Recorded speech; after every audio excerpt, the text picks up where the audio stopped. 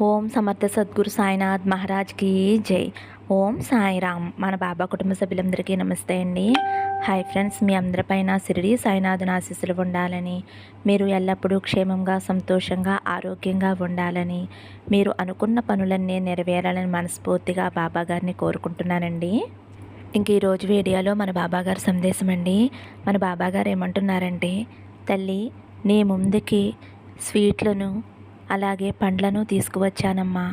వీటిలో నీకు నచ్చిన వాటిని నన్ను స్మరిస్తూ తాకు తల్లి, తీయటి శుభవార్త చెబుతాను అని అయితే మన బాబాగారు మనందరి కోసం ఒక మంచి సందేశం తీసుకువచ్చారండి.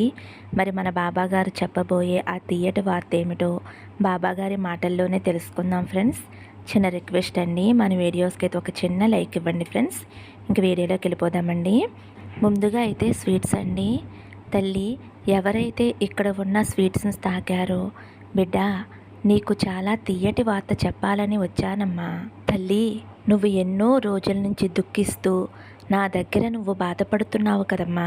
బాధను చూసి నీ బాధను తొలగించటానికి నేనే స్వయంగా ఎంతో ఆరాటంతో నీకు ఈ తీయటి వార్త చెప్పాలని నీ దగ్గరకు వచ్చాను బిడ్డ. నువ్వు మొదలుపెట్టే ప్రతి పనిలోనూ అపజయాన్ని పొందుతున్నావు అని ఎంతో కాలం నుంచి నిరాశకు గురవుతూ ఉంటున్నావు కదమ్మా. నీ కష్టానికి తగిన ప్రతిఫలం లేక ఎంతో బాధపడుతూ ఉన్నావు కదా తల్లి. నువ్వు ఏమాత్రమో కూడా బాధపడవలసిన అవసరం లేదు బిడ్డ. నీకు రాబోయే రోజులన్నీ కూడా నీకు అనుకూలంగా మారబోతున్నాయి. ఇక నీ బంధం కూడా బలపడే సమయం అతి దగ్గరలోనే ఉంది తల్లి. కాబట్టి కాస్త ఓపిక సహనంతో కాస్త ఓర్పుగా ఉండు తల్లి. గతంలో నువ్వు చేసినటువంటి పొరపాట్లు అస్సలు చేయవద్దమ్మా. అతి ప్రేమ అతి కోపం అస్సలు వద్దు తల్లి. అవి కేవలం నష్టాన్ని మాత్రమే మిగులుస్తాయి. కాబట్టి ప్రతిదీ కూడా సమభావంగా స్వీకరించు. నువ్వు అనుకున్నటువంటి పని తప్పకుండా పూర్తవుతుందమ్మా.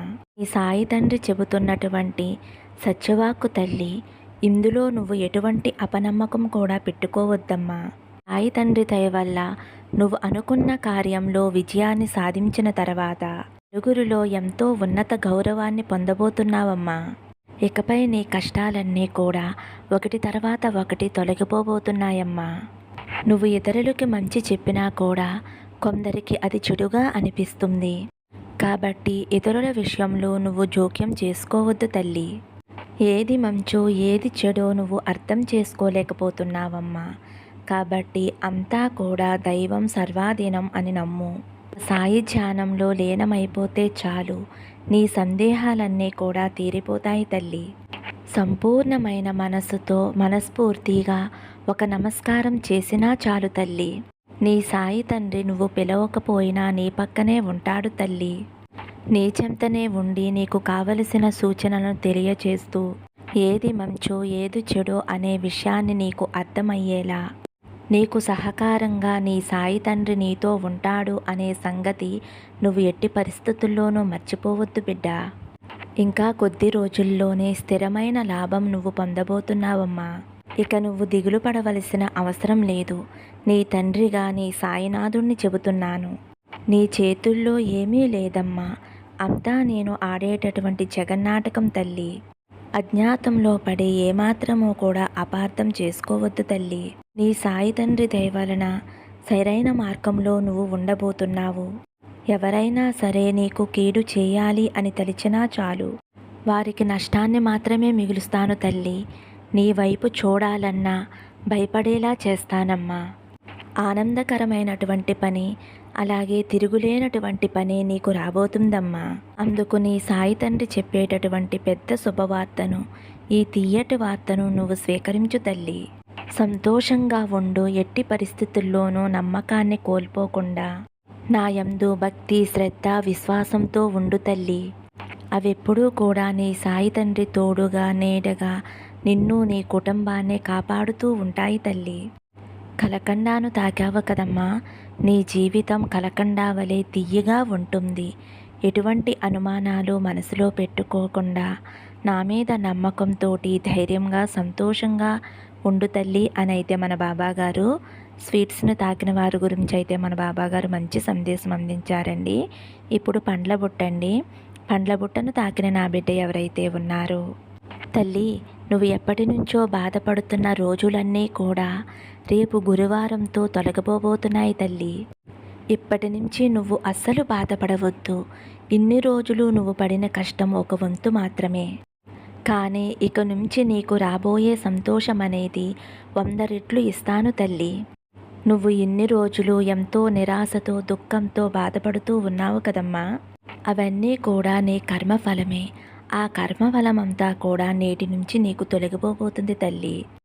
నువ్వు శ్రద్ధ సబూరి అనే మాటలు మర్చిపోకుండా ఈ రోజు వరకు నువ్వు నాపై నమ్మకంగా ఉన్నావు అంటే నీకు ఎటువంటి కష్టం వచ్చినా సరే, ఎటువంటి సమస్య వచ్చినా సరే బాబా చూసుకుంటారు అనే నమ్మకంతో ఓపికతో ఉన్నావు కదమ్మా.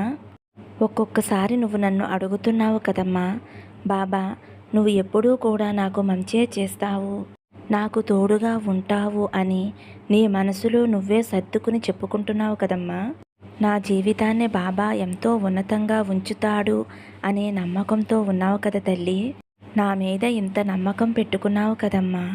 అటువంటప్పుడు నా బిడ్డ కోసం నేనేమీ చేయలేనా చెప్పు తల్లి. బిడ్డ కోసం అంతా మంచే చేస్తాను, ఖచ్చితంగా చేస్తాను.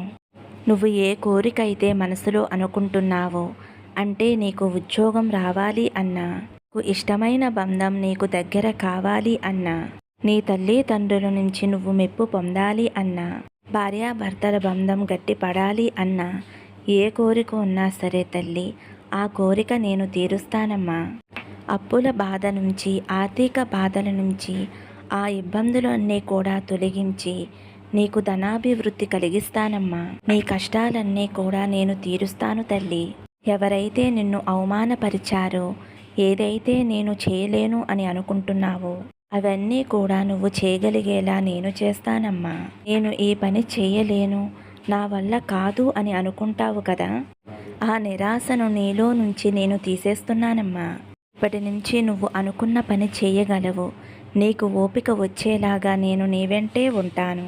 నిన్ను ఏలొత్తి చూపించిన వారి ముందే నిన్ను తలెత్తుకు తిరిగేలా నేను చేస్తాను తల్లి. వారు ఆశ్చర్యపడేలా నేను చేస్తాను తల్లి. నువ్వు ప్రతిరోజు కూడా నన్ను పూజిస్తూ ఉన్నావు కదా, నా ఆలయానికి వస్తూ ఉన్నావు కదా, ఇవన్నీ చేస్తున్న నీకు సహాయం చెయ్యలేనా చెప్పు తల్లి. నీ కోరికలు తీర్చలేనా? తప్పకుండా నీ కోరికలన్నీ కూడా నేను నెరవేరుస్తానమ్మా. మంచి ఉద్యోగం రావాలి అని అనుకుంటున్నావు. నిన్ను ఎవరైతే బాధ పెట్టారో వారికి బుద్ధి చెప్పాలి అని అనుకుంటున్నావు. ఖచ్చితంగా నిన్ను బాధ పెట్టిన వారికి బుద్ధి వచ్చేలా నేను చేస్తానమ్మా. నీ ఆర్థిక ఇబ్బందులన్నీ తొలగిస్తాను తల్లి. నీ మనసులో ఎటువంటి కోరిక ఉందో అక్షరాలా నాకు తెలుసు తల్లి. ఇన్ని రోజులు బాబాని అడిగాను, కానీ ఏమాత్రమూ నా కోరిక తీర్చలేదు అని నువ్వు మనసులో అనుకుంటున్నావు కదమ్మా. నాకు తెలుసు తల్లి.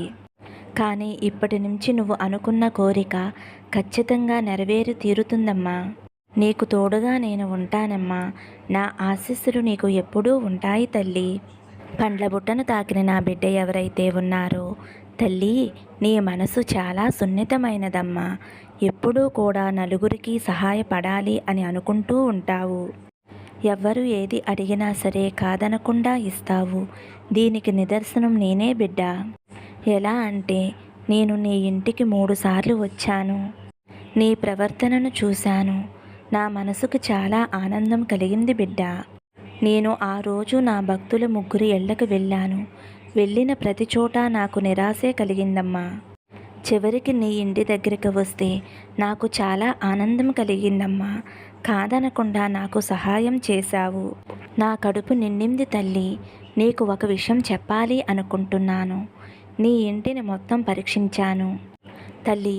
రేపు గురువారం నీ ఇంటి ప్రాంగణంలో ఒక అరటి చెట్టు నాటు తల్లి. ఎప్పుడూ కూడా లక్ష్మీదేవి కొలువై ఉంటుంది. ఇది మాత్రం అస్సలు మర్చిపోవద్దు తల్లి. ఇంకొక విషయం, నీ ముఖంలో ఏదో ఒక నిరాశ కనిపించింది తల్లి. అది నేను గమనించాను. అది తొలగిపోయే సమయం కొద్ది రోజులలోనే ఉంది తల్లి. అస్సలు దిగులు పడవద్దు. నీ సమస్య తీరిపోయే సమయం ఆసన్నమైంది తల్లి. పాలలాగా నీ మనసు స్వచ్ఛమైనది. నీకు కష్టాలు కలగనిస్తానా చెప్పు తల్లి. నన్ను నమ్మమ్మా. నిన్ను వెంటాడుతున్న గ్రహస్థితి నిన్ను వదిలిపెట్టి వెళ్ళిపోయే సమయం ఆసన్నమైంది. దానికి అన్ని ఏర్పాట్లు నేను సిద్ధం చేశాను తల్లి. అప్పటి నుంచి నీ జీవితంలో కొత్త మలుపు మొదలవుతుంది. నీ మనసులో దేని గురించైతే నిరాశ చెందుతున్నావో ఆ నిరాశ అనేది తొలగిపోతుందమ్మా. నువ్వు ఏ పని చేపట్టినా సరే విజయవంతమవుతుంది.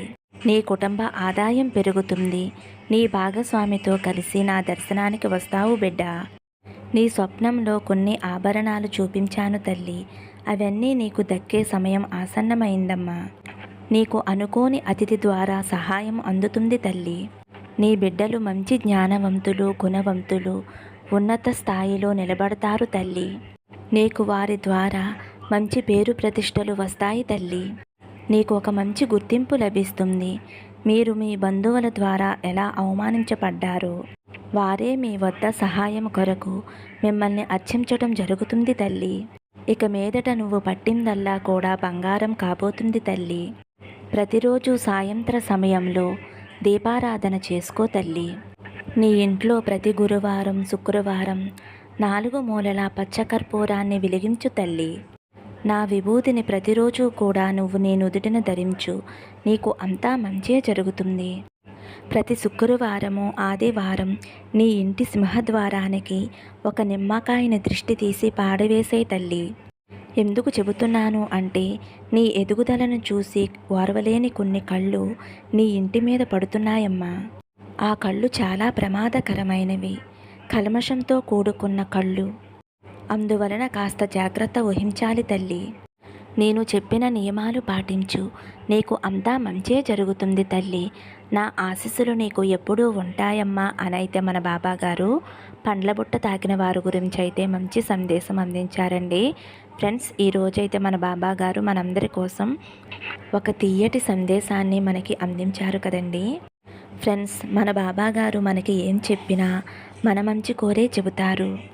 ఎప్పుడూ బాబా నామాన్ని జపిస్తూనే ఉండాలి. మనం ఎన్ని కష్టాల్లో ఉన్నా సరే మనల్ని కాపాడుతారు మన బాబా తండ్రి. మనల్ని మంచి మార్గంలో నడిపిస్తారు. బాబా దీవెనలు మనపై ఎప్పుడూ ఉంటాయి. బాబా నామస్మరణే కల్పవృక్షం, కోరిన వరాలను ఇస్తుంది. ఇది మనం అందరం కూడా గుర్తుపెట్టుకోవాలండి. బాబా దీవెనలు మనపై ఎప్పుడూ ఉంటాయి ఫ్రెండ్స్. మరి బాబాగారు అందించిన అమూల్యమైన సందేశం మీ అందరికీ కూడా నచ్చింది అనుకుంటున్నాను ఫ్రెండ్స్. నచ్చితే ఒక చిన్న లైక్ ఇవ్వండి. అలాగే ఫస్ట్ టైం చూసేవారైతే మన బాబా భక్తి ఛానల్ తప్పకుండా సబ్స్క్రైబ్ చేసుకుని సపోర్ట్ చేయండి ఫ్రెండ్స్. సర్వే జన సుఖనో భవంతు. సమస్తం సద్గురు సాయినాథార్పణమస్తు. శుభం భవతు. జై సాయిరామ్.